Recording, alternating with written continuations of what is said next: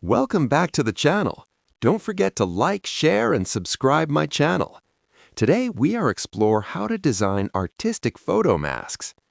Start by selecting areas where creative emphasis is needed and refine them using mask overlay mode for controlled, expressive edges. Apply the mask to textures, color overlays, or adjustment layers to introduce artistic depth without overpowering the image. Use blending modes and opacity control to balance creativity with clarity. Optional tips include combining multiple masks for layered effects and mood-based styling.